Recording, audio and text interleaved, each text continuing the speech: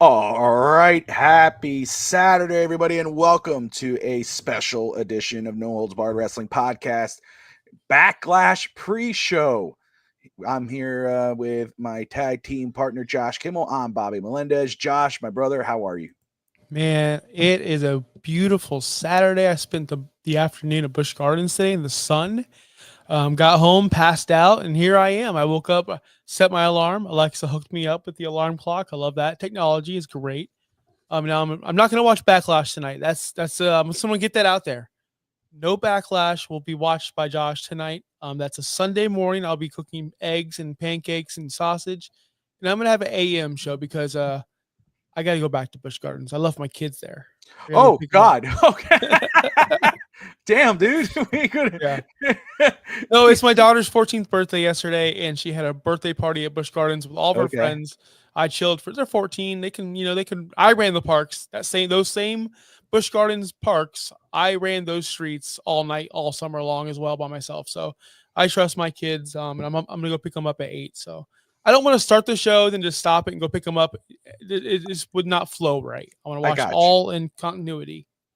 I appreciate it, my man. I appreciate you taking the time and ditching your kids just to do this show. It shows your commitment. It's always great. I'm always grateful for that. But the plenty to talk about. It's gonna be a fun show tonight. And Backlash in general, it's gonna be a good show. I mean, my goodness, you're gonna turn back the clock and get to see Cena versus Orton for the last time. Maybe Cena's greatest rival. Both of them. You could say that for both of them. They got into this together. They grew up together. I think they consider each other best friends. If I hear that correctly, they're very close. And so they get to do this. It's going to be fun. I'm really looking forward to that chemistry. Valkyria versus Becky Lynch. I got to tell you, man, I am really impressed with Valkyria's growth. I think this is done so well for her promos. She looks legit. I'm excited to see how that plays out tonight. And it's big for the IC title, for the women's IC title, which, some people, it's a non conversation, there's not really a good rub. It's kind of like the tag titles or the women's tag titles. There's not much in it, but this feud has kind of built that up, and she has really taken the ball and rolled with it. Dominik Mysterio versus Penta. This might have a chance to be like a 5-star. I'm really excited about seeing this match and what these two guys can do. As my youngest daughter agrees in the background, forgive Sure me, does. but it's live. It's live. So it is what it is. We're not in studio. We're in Rafi Boy Studios here, which is in the house for me and Josh. So, we're just rolling that way. You got Gunther versus Pat McAfee. I'm intrigued to see how that will play out. We're going to get into that. And then, of course, what could be a banger too. I mean, I think it will be either way. I think it's between Penta, Dominik, and the Fatal 4 for the U.S. title. Drew McIntyre, Damian Priest, Jacob Fatu, and LA Knight for the United States Championship. That it could be a heavy hitting slobber knocker type matchup. So we're going to get through all those. But before we do, I got to get this out. I got to ask Josh, what did you think of Lord of the Rings? It's over. You Oh finished my it. gosh. What did you think of Lord of the Rings? Real thoughts. Won't take too much of your time. I will not be like those movies and take up all of your time. I will cut it short and say they were fine movies if you are into that sort of thing. I am into that sort of thing. I am debating, I am fighting myself. Do I buy Oblivion remastered? Do I wait? Will the price drop? I'm into these kind of games and lore, and Lord of the Rings is up my alley. I'm a Star Wars geek. I love The Hobbit. I love The Hobbit. Lord of the Rings was literally good. I'm not saying it's bad whatsoever, but it's bottom of the barrel in comparison to the rest of the nerd lore that I prefer. Wow. Okay. So, I know you brought up Game of Thrones in our text because you reached out like, I'm finally done with this. And I was like, did you get to see the most epic scene in cinematic history? You're like, I'm not so sure. Do you even know what I'm talking about? No, let me tell you something. I told you I the entire time the third one.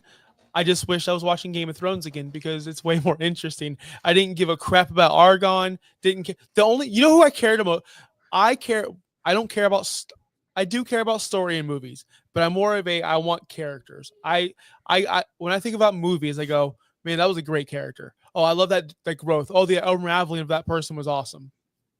I did not care or feel for anyone except for one of the little twin hobbits. He's the only person I cared about. One I of the didn't care if twin anyone hobbits. died. I didn't care if anyone died. I didn't care if anyone lived. I didn't care if anyone survived. I didn't care about nobody because they didn't. And it's not their fault.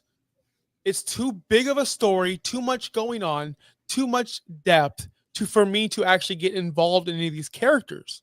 Game of Thrones gave us years and years and years and hours and hours and hours for me to care about these characters.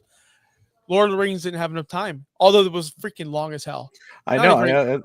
But I couldn't get invested in those characters. I had no wow, character. dude. So I mean, to each their own, but I think it's one of the greatest films. And I get the most epic scene for me instead of that always gets me like goosebumps every freaking time is the charge of the Rohirrim when you know Gandalf's about to get slain by the what's his face the Nazgul king and also you hear that trumpet and there's Rohan and there's King Theoden. I mean, it's one of the most epic scenes. And then that was great. That goes down, which I always get the music to me. Music, story, everything like in music makes it, and that music is epic when they're running down that hill and they're charging the orcs, and all of a sudden it follows up with that after they're kicking ass and it's like, oh, ride to the city, and all of a sudden you hear the doom, doom, doom, doom, and you look and it's the giant elephants are coming down the field, and massive. Then you sound the charge, and they all line up again. I'm like, that is the most badass scene in history. That makes you want to grab a sword and charge to a bunch of big ass elephants and get squished. Like, you're gonna hate me. Oh no! When Brad Pitt is playing Achilles, and he's out there by the wall, and he just like pretty much challenging what's his face to come Hector. out. That was Hector. That was way more intense and way more. Oh bullshit! Come on, that was way better than anything that this movie could. Dude, Troy's one of my favorite movies of all time. I love Troy. I love Troy. That's another epic movie. But come on, dude. That right there, when he's just yelling Hector, was more involved. I felt more. It was like, okay, Lord of the Rings is the AEW, and no, don't do that. Don't do that. Brad Pitt just yelling Hector 1,000 times is the WWE storytelling I wanted to see. That's it. That's it. Braveheart's speech is way better than anything that happened in Lord of the Rings. Braveheart's Braveheart. Okay, right? And that guy actually, the guy who wrote Braveheart with Mel Gibson, was actually doing a talk at the Franklin Theater around the corner from here. And I wanted to go with my wife. We wanted to go. I don't know. I think it already happened, but I love that movie. I love movies in general. I could go all day, but I think the Lord of the Rings movies are awesome. I get your point. I am a Star Wars guy too. They're A's. They're A movies. They're awesome movies. Yeah. Awesome movies. Unbelievable. Justin. I like Troy, man. Troy's epic. I think that scene, if you're going to do comparisons, that's AEW. Hector, so little, less, just to get it out of the way and move on. Where WWE's all the epicness and here, let's destroy everything and let's go crazy. Come on now. But anywho, let's get back to wrestling. No holds barred. Special episode here for FTSN. We're covering Backlash, the pre-show for the big show starts.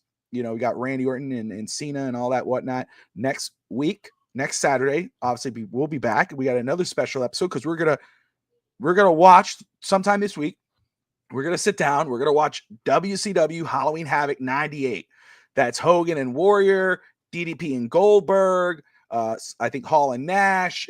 We're gonna watch it, and then we're gonna come back here on Saturday and review it, discuss it. We're gonna have a special guest, and that special guest is Evan from the Fantasy Now Plus team. Talk to me about that, Josh. Yes, Fantasy Now Plus or the show. I'm sorry, Bobby. Both. You got Evan. I'm kidding. No, so we have Evan over here who just joined Fantasy Now Plus, which is our fantasy football, of course, show. He puts out amazing shorts. If you haven't seen him, he's generating content over there, and it's getting a ton of views, especially on the TikTok. I told my friends, my staff, great, now my kids are going to know what I do on my free time. When I shut the door, now they're going to know I'm just on TikTok all the time. But no, we're going to be reviewing WCW Halloween Havoc, which was his request because he doesn't watch pro wrestling in 2025. He watched it way back when we did. He's around the same age as us, so he's really hyped. I said, pick any WCW pay-per-view. We'll talk about it. And he picked the best one of all time. So I'm really happy about it. If you want more of Evan or myself or the guys over there at Fantasy Now Plus, just watch FTSN. We're on live Mondays. We're live Fridays. Pretty soon we'll be live every day. every day, twice on Wednesdays. And I cannot, seriously, twice on Wednesday. So 8 shows lined up for you when the NFL season kicks on. So get used to this face because I'm going to be here a lot. I'm going to tell you. Go ahead. I was going to say, guys, watch WCW, DSG, Justin, everybody that's watching, even after this, watch WCW, Halloween Havoc 98. It's on the YouTube channel, on their WCW Vault. And we'll be back on next week to talk about the I'm telling you right now, I don't need to watch it. I've watched that pay-per-view 1 billion times. Raven, I don't even want to wrestle tonight. And Chris Jericho comes out like my hero. Well, I don't care, Raven. We're going to wrestle anyway. I'm like, that's it, baby. I love you, Jericho. I can't wait to go. I'm going to mark out the entire night. That's all. I think it's a great idea. I'm really excited about doing it. And we talked about a while back watching like the old Nitros and the pay-per-view, kind of like if it was going on right now. Me and my son were doing that, and maybe that might be what we end up doing, the fun, so it's going to be fun. So I'm excited about doing that, kind of go back to nostalgia and back when I was a kid. So anyway, let's get into today's show. Or the current wrestling PLE that's going on, and that's WWE Backlash. It's again, huge night, and let's get into the first match. And what match would you first like to cover, Josh? Well, I'm gonna go with the match they should open up with, and I'm gonna go Penta and Dominik Mysterio, the Intercontinental Championship match. I think this is gonna be electric with Penta, man. I think Penta is a star. It's nice to see him on the big stage here. Where there's only 5 matches, and only 5. Think about that. There's only 5 matches, and he gets one of them. That's a pretty big deal.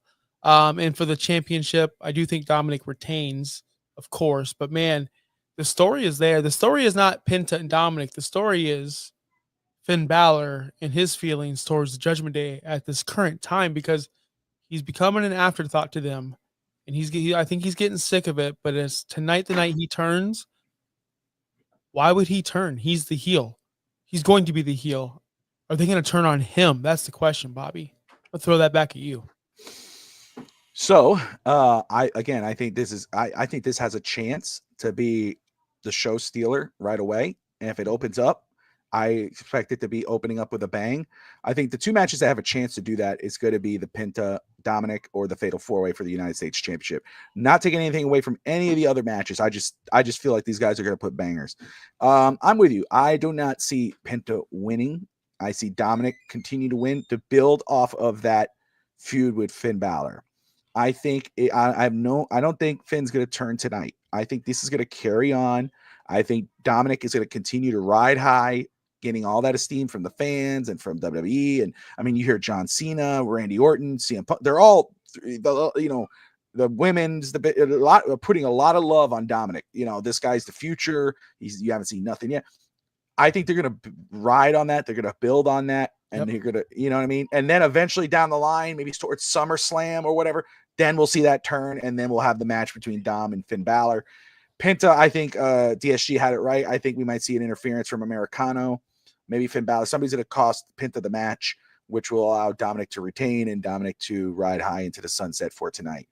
But yeah, that's how I kind of see it going. Justin says, I see Dirty Dom cheating to win. DSG, of course, saying Americano interference incoming. DSG says he wanted Vince so bad to sign Raven back in the day. Yeah, man, Raven is awesome, dude. He was great. He was great in WCW. Obviously, he wasn't used really well in WWE, but I did enjoy him either way. He killed it in NWA TNA early on. Back in the, I don't know if you ever saw him when he was starting out in NWA TNA early days. He was really good with that faction. So he's smart, dude. I love listening to him too. He's so when it comes to wrestling, it's ridiculous. Anyway, well, let me get back on this Dominik thing. That's an interesting dynamic though, because they're both heels. I'm not going to say we don't, because I don't want to put words in your mouth or anyone else. I don't think a babyface Dominik Mysterio is going to work. I don't think it should work. I think he should be a heel for a very long time, because that's kind of why he's over. When he was that babyface with his dad, it was so corny. It didn't work. Nobody liked him. We were all making fun of him. We were literally saying Hook is a better talent because it's lazy to compare kids to each other. Taz's kid, Yeah, I Ray's know. kid. And then he went heel, then all of a sudden his stock went. Phew. I don't know if he's going to be able to maintain that rocket ship to the moon if he does turn babyface. I don't know if we're ready to cheer him. That's all. So I just don't know how or what happens for us to get there with that split. If he is, first off, I don't see that going anytime soon.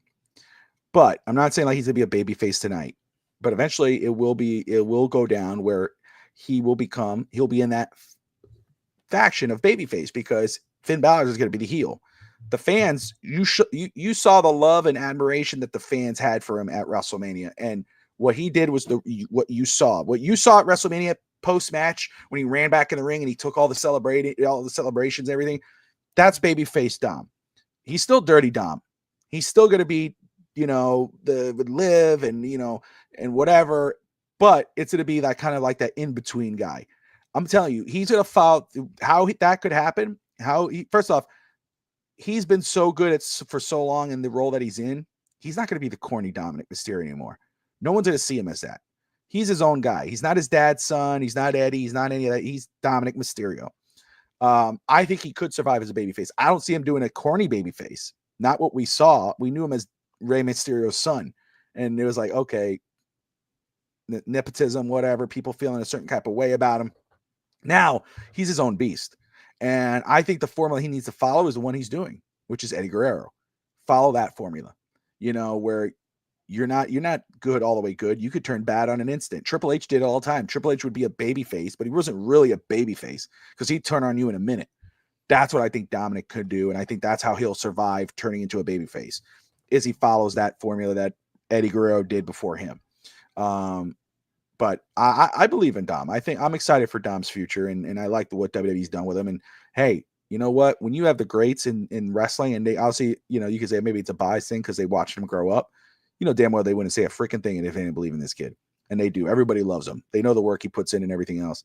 He's lost more than 80% of his matches. That's what happens when you're a heel, especially when you're that type of heel. Go look up Drew McIntyre's win-loss record lately. Mm-hmm. Takes a lot of L's. Listen, in professional wrestling, as much as AEW wanted it to work out, like wins and losses matter, we have a ranking system. It never worked out because what happens in AEW, at least when they had their stupid rankings, is you would have someone like Orange Cassidy never lose. And then by default, he had to be put to the number one contender. And they're like, what do we do? This doesn't match with our storyline because he won so many. We show these rankings. So storylines matter. Wins and losses don't. That's just the way it is. Look, and this is something too. Like, think about that. When Dom came over, we talked about how corny Dom was when he started coming in, and he was with his dad, riding on his dad. He's carrying his dad on his back, and then when he finally turned heel, and everybody loves Rey Mysterio, so you're gonna love Dom when he comes and cheer him on. But when he turned heel, the crowd booed. He was the most hated WWE superstar in the world. He couldn't talk. He'd just sit there and everybody just boo him. But what did he do? He took it in. He rode on it. He took advantage of that. He became the most hated heel, and he was the most popular heel. No matter who else tried. Think about that. Think about Charlotte Flair, who we know in the ring is like, A+, right? And she's grown up through this business as well. Maybe not as much as Dom because she was not really, she was watching her dad, but she had no interest in joining wrestling until later on. And then her brother passed away and she rode off into the sunset with it, and she's killed it. But Dom's grown up in the business, and obviously he got Conan, who's his godfather. You got Rey Mysterio, his father, Eddie Guerrero beforehand, and he's been involved. He knew how to handle the hate. He lived with the hate. I mean, my goodness, he's worked with Rhea Ripley. He helped carry her not carry her, but he helped, went with her to the top. Liv, same type of thing. He's been through it all. He knows how to handle it. Where Charlotte, who grew up in the business in a different type of way, can't handle all the heat that she got. Dom rode in that. And that's why, it's going to take a lot to get Dom over. No, it's not. Dom is over. You can do whatever you want with Dom, and he's going to be over. That's where he is now. 80% of his matches. And look what happened when he won the title at WrestleMania. The arena flipped. The arena went crazy. That's the difference. And just one more point on that. The Joker's never beaten Batman, but he's the most over villain. Booyah. It's just It's just how you book them. But yes, I will see. It is different when he runs slow, and it's different if you make him Cody Rhodes cornball, right? If they do that to him, Dad, he's got to stay. Look, like you said, if he is the Eddie Guerrero where he can throw the chair, make it a comedy act like he got hit, like he's still cheating to win in other ways, but it's kind of like we'll get there when it happens because it's gonna. We happen. will, but again, I believe that if he follows that formula, it'll be a success. Moving on, let's get to a match where I have a feeling that even though we know he can go, I don't think this is going to be any kind of long, drawn-out match. I think we're going to see a very angry Gunther, and I could see this as a squash match. It's Gunther versus Pat McAfee. I'll just say it like this. I wouldn't be surprised if they put on a great match. Honestly, Pat McAfee puts the work in. He's great. He's had good matches before. We know what he's done with in NXT. What's the guy in Adam Pearce? No, not Adam Pearce. Adam Pearce. He's dead. He's dead now. His name was Adam Cole. Cole. He used to be a wrestler in NXT. Baby. I do think that they show highlights or AI of him on some Saturday night show on TNT. That's not Adam Cole though. But anyway, I want to say this because I was already going to get into it. Okay, go ahead. If you're there, Saint, if you're in there. If you're watching us in your tailgate or you're on the way to this Backlash show and you live in Missouri, and when this man comes out, because there's been rumors, I'm not even on the internet, and I've heard these rumors. I've had people tell me this man's showing up tonight, and if because guys, it's going to be you can't book. Listen, you can say he went to Adam Cole. Okay, cool. He went against developmental talent. NXT is not a main roster brand. They don't treat them like one. They tell you all the time they're developmental talent. So yes, he went 1v1 with a developmental talent. This is a world champion. He's been a world champion or a champion in the WWE main roster or in the company for over 80% of his career. He should crush Pat McAfee. Yes. It shouldn't be a question, and it probably will happen. Then the question is, who's going to save Pat McAfee? Can't be Michael Cole. He's Michael Cole. Who could it be? Is it going to be Corey? Or why would it be Corey? It's Goldberg. It's going to be Goldberg. And I want you guys there to not pop. Don't give him a reaction. Tell Triple H, F you, bro. We don't want this. Tell him that. That ain't gonna happen, only way we'll get this thing nixed is if we just give Goldberg zero reaction. I have zero. I don't want Gunther to be wasted for a couple months with this. We don't need to infect toxin, cancerous, whatever you want to put inside Gunther. We don't want it. Get him away. Just put Goldberg in the Hall of Fame and give him a ring and have him have. He has a ring. That's it. We don't need it. But it's gonna be Goldberg. It's so annoying. Between you and DSG, I don't know who's the president of IWC. Your fans are gonna go nuts, dude. If it's Goldberg, I didn't even think of that, but I know it's gonna happen. I know these two are gonna go at it. That's whether that's in Saudi Arabia or SummerSlam or whatever. That's a great point. I think he's gonna get squashed. I didn't even think of Goldberg, but it would make sense for someone like Goldberg. Why? What do you mean? Why? You're building that match. But Goldberg, why would it make sense? Why does Goldberg care about Pat McAfee? He doesn't. He's just coming after Gunther. He don't care about Pat McAfee. He cares about going after. Why wouldn't he come out? Gunther. Why wouldn't he come out 2 weeks ago? Because it's not Backlash.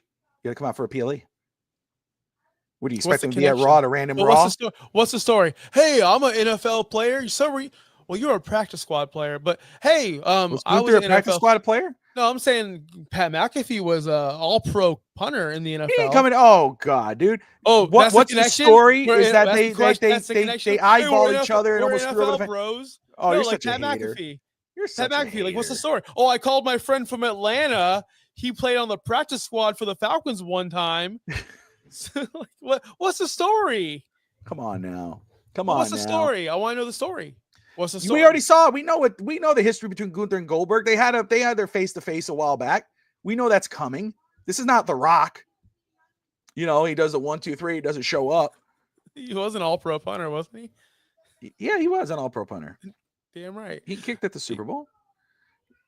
He won a Super Bowl. Did he win anyone who could pull a miracle and give Goldberg a good match? It's the ring general. Absolutely.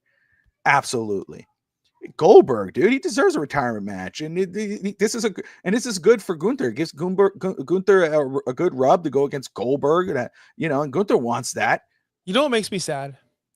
Everything makes. I was watching.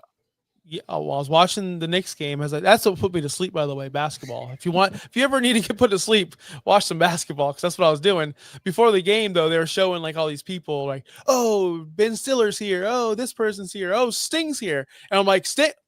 Fuck, it's the singer. I was thinking it was so, but then it made me think, because I'm thinking about the show. I'm like, how sad is it? They're treating Goldberg like freaking royalty. They're treating him like he is top tier talent, one of the all-time greats, but they treated Sting like a piece of trash. And it's so just like, why doesn't he get his match at WWE? Why didn't he get his final? Why do they have to bury him? But they treated Goldberg like he's a goddamn savior. Why? I don't understand. I'll never understand that. I'll never get it. Sting's only WrestleMania match, he was buried by Triple H. But yet Goldberg, they put on this high pedestal like he wasn't buried. King. He was beaten. He wasn't buried though. He wasn't. Dude, how many legends come in and lose their first match at WrestleMania? How many? Hogan. Well, his return back. Yeah, he lost against The Rock. Who else can we go? Look what they did at DDP. Another WCW. Listen, that's what I'm saying. They just, but Goldberg. That was WCW. And yet, first of all, Goldberg wasn't just a one-off thing. Goldberg was there. He had his match against The Rock. He beat The Rock, right? Because The Rock was leaving out the door. The right thing to do at that point was to lose against The Rock. If The Rock was staying, I guarantee Goldberg probably would have lost that match. But Goldberg was staying. He had signed a year deal or 2-year deal with WWE at that point. They gave, he lost against Triple H. He won the world title. He had his run, and he got sick of it and left. Wait, I thought you were. Wins, losses don't matter, but what I'm saying is Sting got screwed for zero reason because he was a WCW. I think. Look, first off, lifer. Sting. If Sting would have came in, I'm with you. First off, I think Sting should have won. It's just it's it's the first time in there. Have him beat Triple H. Have a moment, stand in the middle of the ring. One of the greatest of all time. No, is he one of the greatest of all time in WWE? No, because he hasn't wrestled for WWE. He was one of the greatest all time in professional wrestling. Yes, he's a WCW NWA guy, but he was one of the greatest in professional wrestling. He supersedes any company. Sting is Sting. Whether you're in TNA, AEW, WCW, WWE, Sting is Sting. Yes, he should have won. Would you 100%? Why didn't he win? Well, when the hell did he join WWE? When he just started collecting Social Security. He was halfway retired.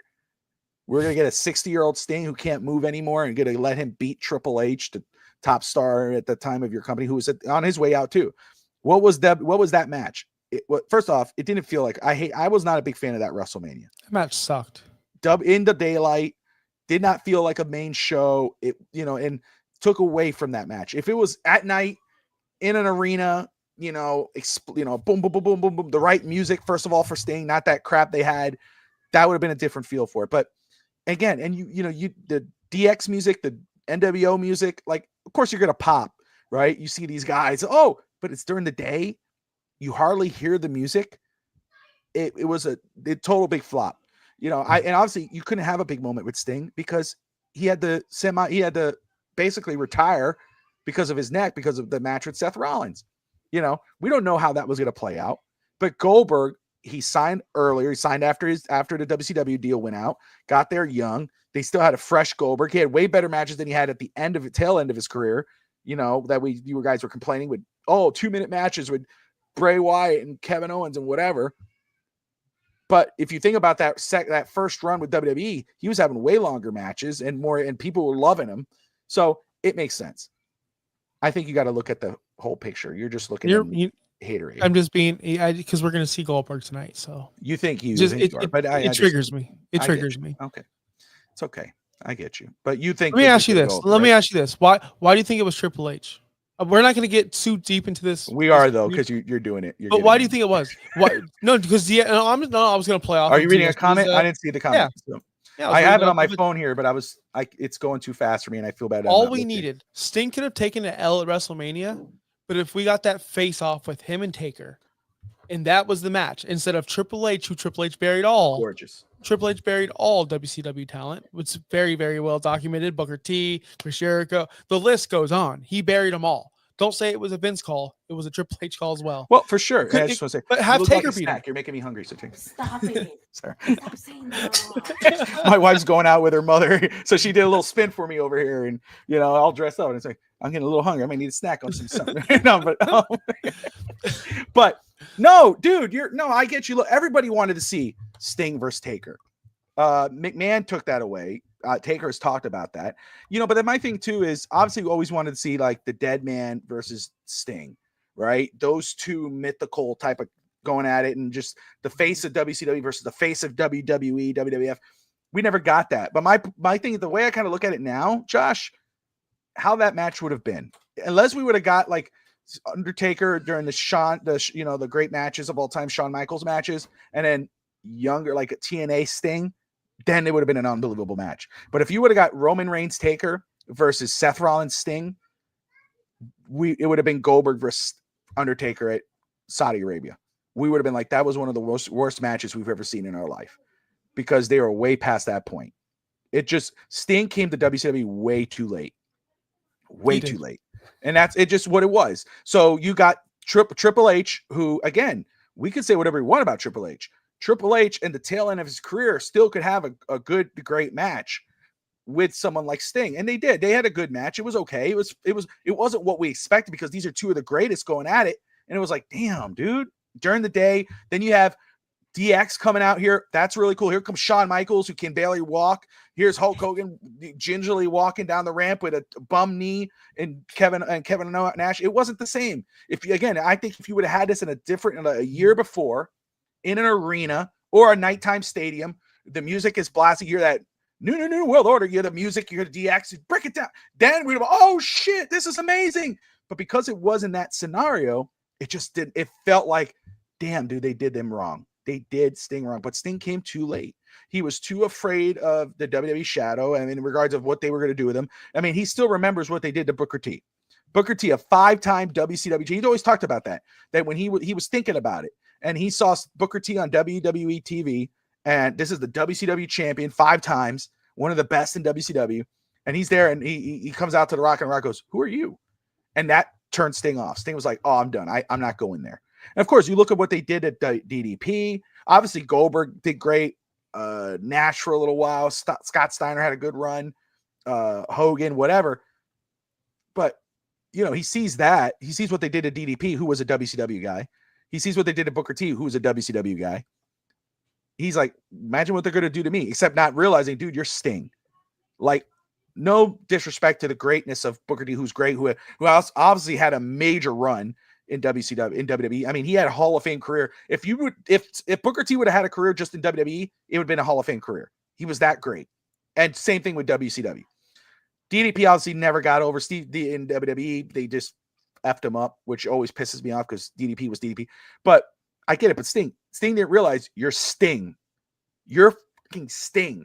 You didn't just wrestle in WCW. You were NWA. You wrestled against Dusty Rhodes, Harley Race, the Four Horsemen, Ric Flair. You wrestled all through that. You were the legendary Sting. He would have been a legend in WWE. He would have had a major run in WWE. He didn't do it. So I don't put that on WWE. I put that on Sting because he decided to wait. There we go. No, that's the end of it. That's it. 5 times, sucker. Well, this could have worked.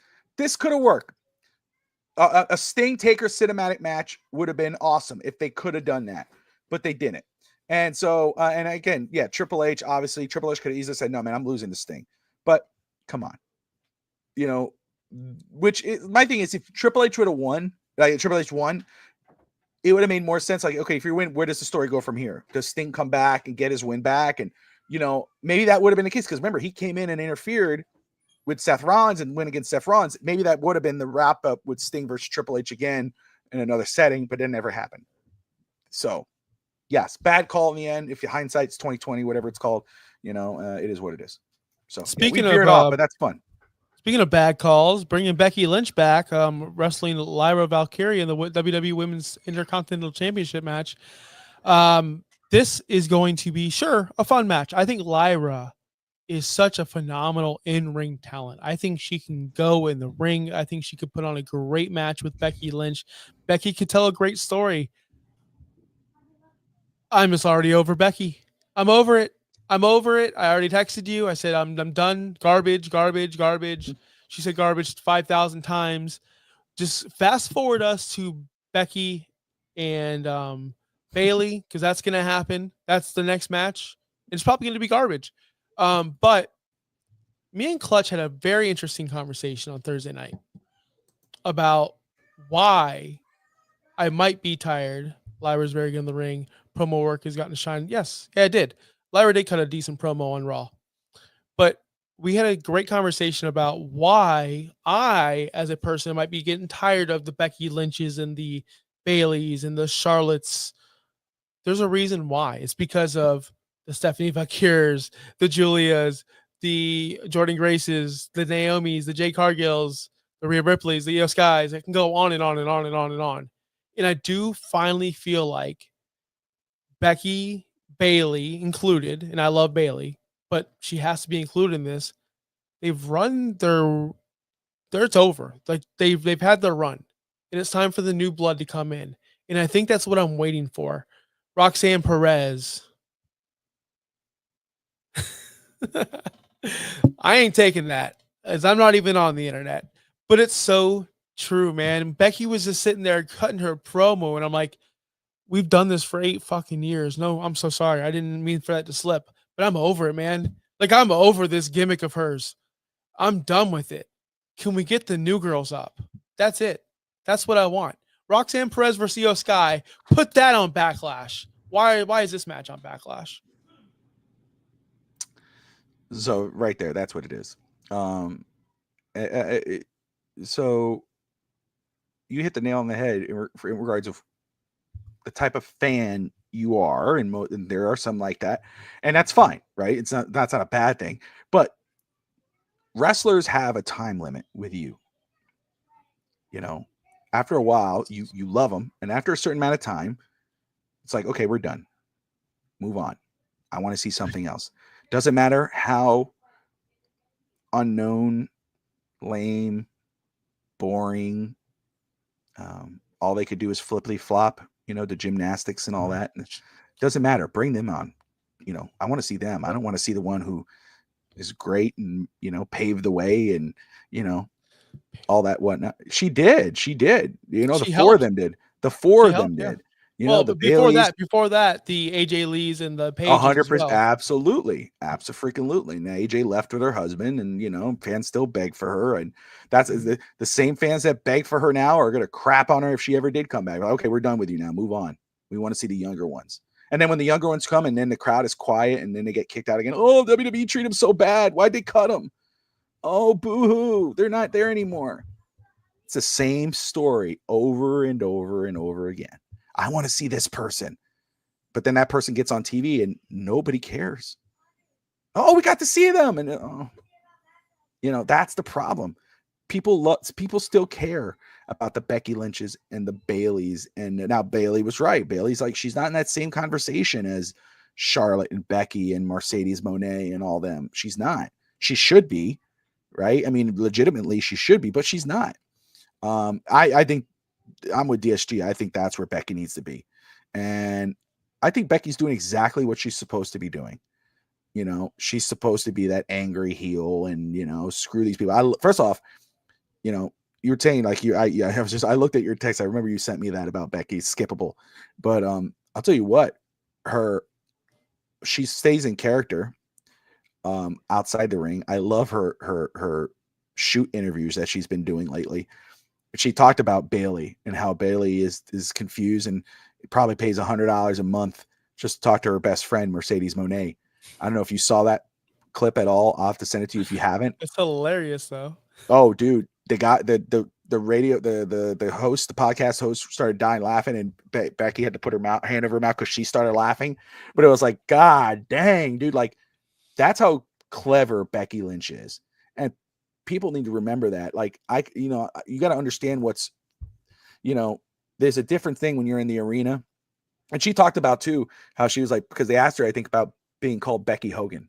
And of course I thought about you and I was like, oh, she probably saw something that Josh posted. And you know, she was like, she started going off about how she's put all these people over and she's done this and this, and now she's compared to the worst human in the world or something, like she wrote, you know, she said on the, and I'm like, God dang, dude.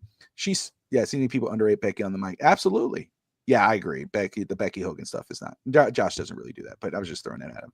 But it is wrong. No, she's not Becky Hogan. Gotta let her get back in ring shape for sure. Becky Lynch is Becky Lynch, you know. But to me, I think, you know, with you know, you put a time limit on people, you know, you want to see them for a certain amount of time, and then you want these younger ones to come up. But again, look at what Dominik Mysterio was able to do. Look what he was able to do. We got to let them actually do that.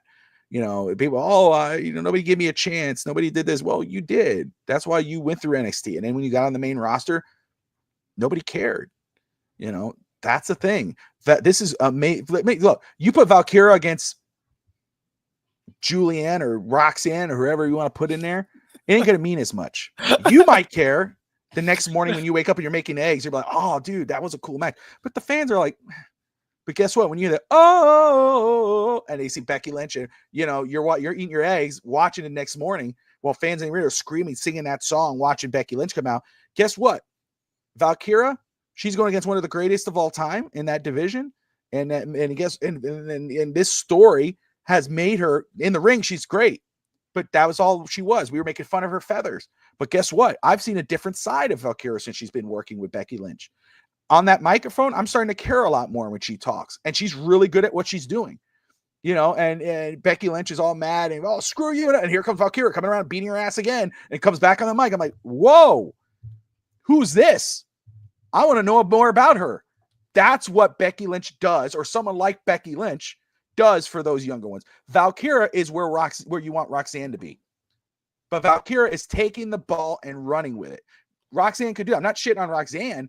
I'm just saying you need Becky Lynch to bring up that younger star. And that's what she's doing. I don't see, if Becky Lynch wins, okay, oh man, that's bad for Valkyria. Oh, no, she had a good run. Now they could carry that feud, or it could now be Becky versus Bayley for the IC title. But what does that do for the IC title now? It means a whole lot freaking more, because now it's Becky versus Bayley, who had a story through NXT and had a great thing. You got to look at the whole picture, my brother. Okay. Everything you said was fair. I'm still confused why Becky turned heel the day after. I'm still confused why they're mad. I'm not.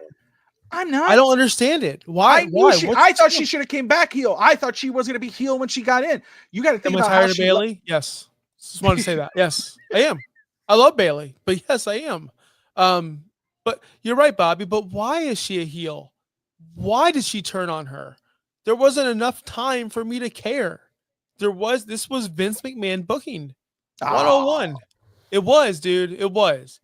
She comes back. She's a babyface for the pop. And the very next night when they announced that match, I'm like, well, I guess Liv and what's-her-face are going to win the titles back. And I guess Becky's turning heel. Everything happened the way I was going to predict, because I've seen it for 25 years with Vince. That's what he does. That's what he did. That's what happened. So is this a Vince thing or a Becky thing? I think this is a booking thing. If Becky wanted to turn heel, or they wanted her to turn heel, that's fine. Why can't we have more story? Have more Lyra and Becky tag team champs doing this, doing that, fighting here, defending her IC title. Maybe that's why Becky's mad. You're more worried about your IC title defenses than our tag team title defenses. That's why we lost. No one wants to give. Nobody cares. But there was nothing. But this is my thing, Josh. You say that, but at the same time, if we're watching a Becky Lynch, Valkyria tag match or tag team title run, the next pay-per-view, you're saying, I don't really care about this match. I don't care about the tag titles. Who cares about these things? Right? Let's be real. My thing is this, right? I get your point. I'm all about the story, but this is the story. We don't know what happens behind the scenes. Maybe we don't need to know. Whoa, man, maybe Valkyria, maybe Becky Lynch is watching at home while she's cradling her daughter there, playing with her daughter. She's seeing Valkyria go through the range and what the hell's wrong with this and whatever. And so she comes in and she goes, okay, I'm going to make this fast. I'm going to win the IC title. I should be the IC champion. I'm the history making. I'm Becky Lynch. I'm Becky 2 belts and the man. So, okay, I'm going to pretend to be nice all with her, and then I'm going to cost her the belt. She won the tag team titles. She got her belts. Next day, she gives them back up. Now she wants the IC title. Why does that have to be more than that? You know, I I see Penny. I see Penny pinching. Nobody ain't letting a penny go. I see what Josh saying, but the talents still have money in them. Okay. Still, I think I know what you're saying. They got to get all the money out of Becky as they can. Maybe that's what you're saying. Listen, DSG. Becky's great, and she can carry a program. But if she continues to beat everybody, there won't be a division left. And when's it? That's the bigger question. When's enough? When is it time for us as wrestling fans to go, I'm tired of X person. But that's not what wrestling fans are. That's not what wrestling fans. We love to see these fans grow. We love to see these guys grow and they become fans of them. But guess what? We hang on to those guys. That's nostalgia. That's what it is. And that's not where Becky is right now. Becky is still Becky. And I'm not saying she has to. Again, I think Bayley interferes and I think Valkyria wins and you get Becky versus Bayley.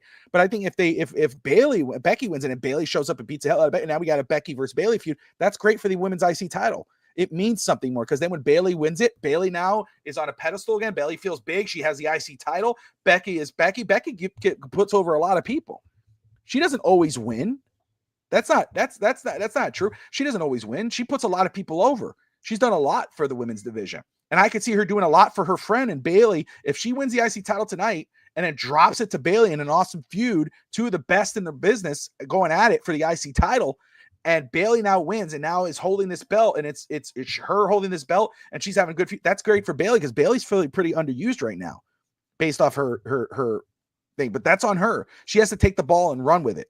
And she hasn't done that. She's been kind of mediocre. She tried to do a heel run. It was fine. It was fair. But guess what? I'd rather see Hugger Bayley than I'd rather see heel Bayley. Heel Bayley didn't do anything for me. So, but you say like when are the fans going to say enough is enough? That's not what we do, brother. You know that. Sometimes you know that. That's why I always go back. You say what you say about Goldberg, but when you were in that arena, when the fans were, I was in that arena, and that music hit. Nobody knew he was coming. That music hit. Every one of those thousands of people were screaming Goldberg, and they were going nuts. And I guarantee you, half those thousands of people were the same ones on IWC going, "Oh, I can't stand Goldberg. Boo-hoo. What he did to Bray Wyatt. Boo-hoo." So do we see a title change? Do we see a title change tonight? Becky Lynch, does she cheat and win? And is it done? Is Lyra done? Lyra will not be done because of what Lyra was able to do. It's the same thing as Naomi. Naomi in that feud with Jade Cargill was the real winner because fans still give a shit about her after she lost at WrestleMania. Jade Cargill won, but the fans are still going crazy for Naomi. Every time you go on the internet and on social media, every time Naomi's on TV, everybody's posting pictures. Oh, dude, I love this Naomi. Oh, she didn't have that before this feud. Valkyria, the way she's carried herself in this short feud has won her over. Like, I don't know who said it. I think maybe it was Justin, because I agree 100%. I talked about it. What she was able to do with her mic skills, what she's been able to get, that's going to carry her over. Now, if she was the win, I think that would be awesome for her because of what she was able to do. But again, where does the story go from there? What story do you give a shit about more? Who would you rather see her go against? Would you rather see Valkyria take on a Roxanne for the IC title? Are fans going to care like the majority of them? Or would you rather see the two future Hall of Famers who are still in their prime, but Becky and Bayley, that story that goes way, you talk about, man, where's the story? Go watch NXT when they were growing up. Look at their careers throughout. That's the story. And then you're going to have the two of the greatest of all time going at it. That's the story. So I think it's a win-win for them either way. But if you had, again, I could see Valkyria going over and I'm going to be okay with it. But Becky's going to go over because that's going to carry on the feud of Bayley versus Becky. Bayley's going to show up tonight after this match. I don't think Bayley's showing up tonight, but I definitely see Becky winning this match. Or I can see Lyra winning. If we're going to get down to who I think is going to win, I could easily see Lyra winning and them attempting a Becky Bayley feud with no belt. I think they could attempt Which they can. It doesn't need a belt. It doesn't need a belt. I could see it happening too. That's what I was saying. I could see Valkyria winning, and it's going to be great for her because she's carried over. But then you go, where does that go from here? How does Josh care about that's how I view wrestling now. When I see these things, when I think of these times, I go, would Josh really give a shit about this U.S. title? How can we make him care? And I go, okay, is Josh really going to care if Valkyria wins this match with the title? And if she's going with this title against, I don't know, let's pick a mid-card WWE talent and have it care. No, you're not going to care. You're going to care more about Becky versus Bayley. And so how can we care about that title more? Put Becky versus Bayley. Hey, speaking of caring, I gave 0 cares about the men's United States Championship about maybe about a month ago. Couldn't care less. Now I care. There it is. LA Knight defending against Nakamura and whoever else he defended, did not care. LA Knight as a babyface with this championship, couldn't care. SmackDown to me is a wasteland. It was disaster. Didn't care about whatsoever. Jacob Fatu has his title. Hey, look, I care about the United States Championship now. Damian Priest gets involved. Drew McIntyre gets involved. Damian Priest and LA Knight had their one-on-one little promo. Now I care who holds this title. And it's actually something that I'm looking forward to. Justin just said it. It's probably going to be the match of the night. I could see any single person. I could see Fatu losing. I could see LA Knight winning. I could see Priest winning. I could see Drew McIntyre winning. I could see anyone win this. I do think that people think Jacob Fatu is going to retain, clear cut, set up this feud with Solo. Again, though, we're talking about a heel. People aren't going to root for Sikoa at all. We don't care about Solo. We care about Jacob. We're going to cheer him no matter what. So it's going to be almost impossible to turn Jacob Fatu heel. So I could easily see Solo screwing this up for Jacob tonight and having someone like a Damian Priest or Drew McIntyre walking away with this title. I got too many years in, brother. I am who I am, man. Ride or die. I am what I am. It is what it is. So who do you have winning? I'll ask you that before I go. Before you go, you're leaving? Oh no, no. I got one in. Bullseye. I think Jacob Fatu has to carry this a little bit longer. I don't think he should lose it yet, but I think he is eventually going to lose it because of Solo. I don't think Solo and Jacob Fatu are going to have a feud for the United States Championship. That's a feud that doesn't need a belt or a prop. That's a feud that just needs. Actually, it could use a prop. Like it could. I think. But I do think in the end, Jacob Fatu is going to retain tonight, but he will be dropping it soon because of Solo, not to Solo. But I would love if I had to if you say, Josh, pick a wild card. Like, who would you want to win this match? Say what you want. I'd like to see Damian Priest win this match. Oh, okay. I know. I think Damian Priest turning heel and having a program. Turning heel and having a program with LA Knight for that title again. I think that'd be most interesting to me. That's what I want to see, because when I saw those two go at it as baby faces having a promo battle, all I can think about is, well, I can't wait till someone turns heel, because they're going to have a match eventually. And I do think we could have a Saturday night main event match where Priest defends against LA Knight. I don't know. Just throwing things out there, but I do think that Fatu is going to win eventually. Yes. All right. Dang. Yeah, that's pretty good. Adrian, what's up, man? Adrian of the Rainy Day Pod tuning in. We appreciate you watching, brother. Of course, you got Justin of the Ruckus Podcast and Ruckus Wrestling, and you got, of course, DSG. Everyone who's watching right now, president of the IWC, by the way. DSG, that's right. Yep. Everyone who's watching right now, wherever you're watching, we appreciate you tuning in. If you're anywhere other than YouTube, hop on over, hit that like and subscribe button. You're watching No Holds Barred Wrestling Podcast here on FTSN. We got the Backlash pre-show going on here. Let me just say, I would not want to see Fatu lose the belt right away, even though I don't think he needs it. I don't want to see him lose it. I want to see that carry over. I do think Solo will have a hand in him losing that belt or just turning on him. And Priest sucks. Yeah, Adrian, don't come on in here with that shit. I mean, dude. We're Priest lovers over here. Come on now, bruh. Put in the comments what you're talking about, man. You come in here with that blasphemy. The hell? No, but I'll tell you this. Josh knows, Justin, all the know how much I'm a big fan of of Damian Priest and his growth and what he's been able to do. And heel or face, I think it's great.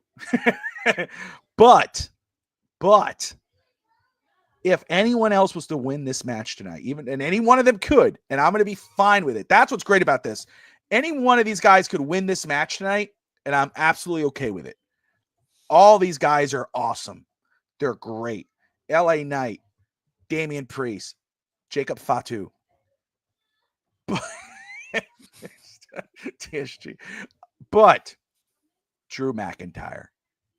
If someone else had to win besides Fatu, it has to be Drew McIntyre. We know where the two titles are kind of rolling with here. Where the world title, the WWE title. We see where the path goes from here. There's no clear path, for a McIntyre world title win. I mean, he could beat a Jey Uso and kind of take the belt from there. But I think would be great for the United States title. It'd be great for Drew. First off, the United States belt always looks beautiful. I always love the United States belt. WCW was my favorite title. Next to, of course, the World Championship is my favorite World Championship. But point being, the U.S. title is just gorgeous. And I think it would be awesome on Drew McIntyre. And I think he would have an awesome run with it. But I just can't see Fatu losing. Not now. Not yet. And I think this Solo Fatu feud could use the U.S. title. I think Solo needs a run with a title to make him important again in any type of fashion, because he's starting to fall back to where he was before. Adrian says Drew would not win a title until SummerSlam, and which he deserves it. He deserves a title run. I mean, he doesn't need it because he's bigger than that, in my opinion, but he deserves to win a title. And maybe that world title would be great. Baby beating a Jey Uso and winning it and then having a run with it until WrestleMania and rolling with it. But so, yeah, if it's I'm going with Fatu, but if not Fatu, give me Drew McIntyre. Okay. Like you said, either one could win. Let me ask you this. Drew won't win a title until SummerSlam. That's the comment. What title? Because if we're going to project titles, main titles, I project Seth Rollins versus Roman Reigns for that title at SummerSlam. That's my projection. The world title. Yeah, that's okay. What I think. I think Roman's coming for. I think Roman's going to hold that title too. He already said he would.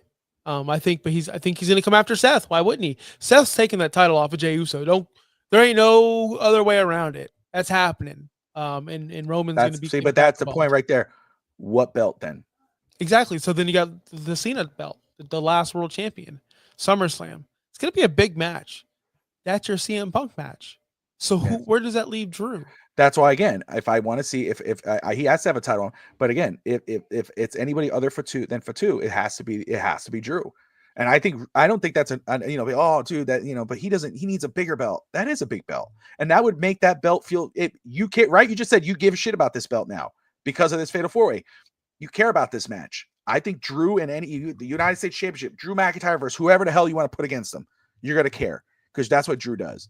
Thank God. Well, not thank God, but Strowman's gone, so it don't matter.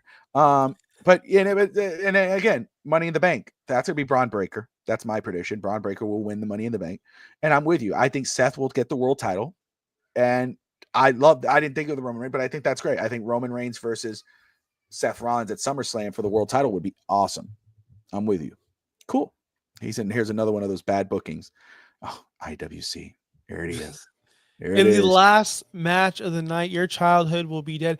I did say something, and you are with me because you're in my era. This is not my childhood. John Cena and Randy Orton is not our childhood. No, it's not. It is our mid-20hoods. So right. I don't feel as connected to this match as one of my co-hosts on Thursday Night Miami Clutch. He is very invested in this match because that is his childhood. He's a baby. He's much younger than us. I will not say that I'm not interested in this match per se, because I am. It's Randy Orton, it's John Cena, it's legendary. It's happened many, many times. We need, I said this, I think on this show or maybe on Real Talk Wrestling. When you go see the Eagles, you want to hear Hotel California. You want to hear the hits, right? You want to hear the bangers. When you go see Shania Twain, you want to hear, man, I feel like a woman. I know I'm old. I'm saying old people stuff.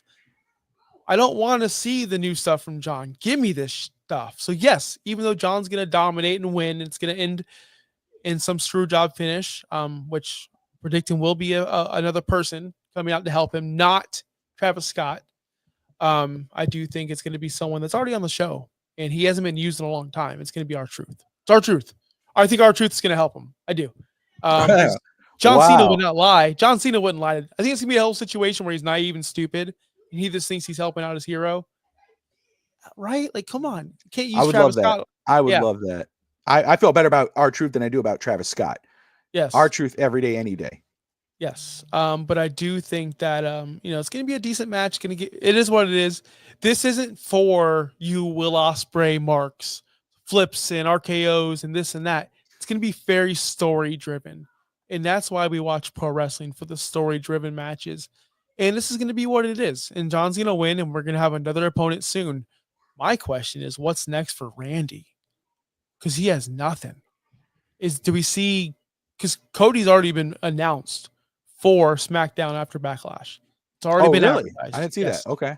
Already been advertised. He is going to be there the SmackDown after Backlash. What's next? What's next for Randy Orton? That's my only question. Let me turn it around on you. You're the booker. What do you do with Randy Orton after this? I know no one's gonna like it, but you turn him heel, and he kills Cody. Yeah. It's all Cody's fault. Everything's Cody's fault. I would do the same thing. Turn him heel, because that gets him away from Cena for a while. You don't do it because you think, hey, I'm coming back for you. No, turn him heel. Go after Cody. That gives Cody something to do. That gives Randy something to do. And you let John focus on whoever else he's going to go against. I'm with you. So you're right. This ain't our childhood. So like I know who he's talking to. He wasn't talking to us. He was talking to obviously the younger versions. So, but I am invested in it because these two are two of the greatest going at it of that era. And DSG jokes there, the 3,000 time that they've gone against each other. That's why this match means something. You think about who's John Cena's greatest opponent, his greatest rival. You think of Edge. You think of Shawn Michaels, Triple H, whoever, Batista. Batista's right there with him. It's Randy Orton and John Cena. And even Randy Orton, who's the greatest rival of Randy Orton? Undertaker. Edge. Edge, rated RKO, Yep. Triple H, whatever. It's Cena, right? These two. Then, so this is what you're getting. CM Punk with John Cena. I'm sorry, the greatest rivals. CM Punk is right there with him. So that's going to happen too. That's what this story. This is what this run is. This is the last. This is what it is. And can Randy Orton beat John Cena? Could we see it happening tonight? Look, they've done twists and turns. I don't see it happening. Would I hate it? No, because I love getting surprised. I love, whoa, what the, and I'll try to text Josh and I realize he's sleeping because it goes, so it's not a notification signs. I'm like, freaking old man, wake your ass up. So I just wait for him to text me at 6 a.m, dude. And they're like, oh, this fucking guy, he's texting me now while I'm sleeping. So that's how we do this. But, I loved when Brock Lesnar took him to suplex. Of course you did, DSG. I believe you personally. He took it personal. He sat there, lotion in hand, ready to go. One, two, another one. Hey! Every suplex, he was, lotioning it up. Sorry, woohoo, wait overboard. But no, John's gonna win this. John Cena's gonna win. And he's gonna win it. And I think I'm with you. I think it's gonna be low blow. Yeah, I think it's gonna be like you said, it's gonna be the greatest hits. You're going to see these guys bring out the old school stuff, and I interference. It has to be, right. It has to be something because John's not going to win clean. Our truth. You. I don't want to see Travis Scott. I don't want to see Travis Scott. I can care less. But maybe that's what WWE doesn't care what we want. They want to piss you off. So yeah, John's going to win. That's it. And then that'll be the wrap of Backlash, and we'll just continue to roll on here. But again, so let's say, okay, let me ask you this. Which match will steal the show, or what's going to be the best match? And then what will be the worst match? The best match will be the United States Championship match. Okay. The Fatal 4-Way. The worst match that people are going to be very upset about will be John Cena and Randy Orton. I guarantee it. Cause there's a lot of DSGs in the world. There is. And people are not going to like it because it's not wrestling. But I'm telling you guys right now, Pat McAfee and Gunther is going to be the worst match of the night. Just because of Goldberg. If Goldberg doesn't come out, then we're safe. Goldberg comes out, I promise you I will not be happy. That's just coming from a 39-year-old man who enjoys professional wrestling and has no interest in seeing Bill Goldberg because he expired. You're right. I have expiration dates on people. Some Joe Hendry's up there. He's got a long time for me, right? Will Ospreay's got a big one. Kenny Omega still has years and years and years. But people like Bill Goldberg expired back in 2002, 2001. Yeah, his first WWE run after the Brock Lesnar match. Listen, I'm a big Pat fan, by the way, everybody. But the last time they portrayed Pat McAfee on the main roster, he cowered. He scared. He ran away. That's the way they portrayed him in the Royal Rumble. So you can't tell me he's going to go toe-to-toe with Gunther and have a chance and have a 5-star match, doing hurricanranas, doing this and that. No, he's going to get one little piece of offense, might make Gunther question a little bit because Gunther might take him a little bit unserious, and then Gunther's going to put him to sleep. 5 minutes. Done and done. So that's why I think that will be, not because it's going to be some, I just think that's going to be the worst match. It's going to leave because it's going to be so quick. I expect a squash match with McAfee and Gunther because I think it'd be worse on Gunther if that match goes too long. Come on, a commentator, McAfee, Gunther, who's supposed to be this monster or whatever. This is not Jey Uso on a mission. This is Pat McAfee. I will say this. I bet you the match doesn't even start. I bet you there's not even a bell. There you go. The best match, I think we talked about this early at the top of the show. I could see that being the Fatal 4-Way for sure. I mean, it has all of the ingredients to be a killer. But I'm going to say again, Penta versus Dominik Mysterio. I think that could steal the show. I think that would be a great match. I think this, Penta's Penta, and Dominik's been getting better every week. And they had a great Fatal 4-Way. I think they'll have a great match. I think that might be the best match. I think John Cena and Randy Orton's going to be exactly what everybody thinks. It's going to be the greatest hits. But remember, this is Randy Orton and it's John Cena. They know each other. They don't even have to say what's going to happen. I think it will. I don't think that will be the worst match. I think it'll be a fun match. I look forward to that match. So, but yeah, that's it. I mean, any follow up before we wrap it up? Yeah, it's an all-pro punter, and it's going to be either way. WWE puts on great spectacles, so just enjoy the show. I'll be watching tomorrow morning, so nobody texts me, nobody spoil it. I don't got to worry about the internet because I don't go on it. But I'll be back next week, guys. We're talking WCW 1998 Halloween Havoc with our special guest Evan from Fantasy Now Plus. Adrian, I haven't seen you on this stream before, so if you like it, you like our content, we're here every single Saturday around 5 p.m. Eastern. We do preview shows, review shows. We'll talk about documentaries. We'll talk about the news. But next week, we will be doing a full pay-per-view review from the Vault, WCW. That's right. So, yeah, join us next Saturday for Halloween Havoc 98 recap. We're going to watch that during the week, and we'll come back. So watch it, guys, and come back with us and tell us, like, man, now as adults, we're watching this. What matches were good that you were not really caring about back in the day? How do you feel about the Hogan? And I think it's a cool kind of experiment too, is how you would have changed it. How would you have booked that match? Because we know that, we know the history of it. We know how it played out, and there was a lot of disappointment. The DDP Goldberg match, I think that would be cool too, to kind of experiment, like how you would have changed it. Would you have changed it? What did you love? What was the worst match? What was the best match? We're going to do that all. So join us next Saturday. We'll talk a little bit about Backlash, obviously. There'll be a WCW themed episode. We're excited about that. Like and subscribe, guys. We appreciate you all tuning in, and good night.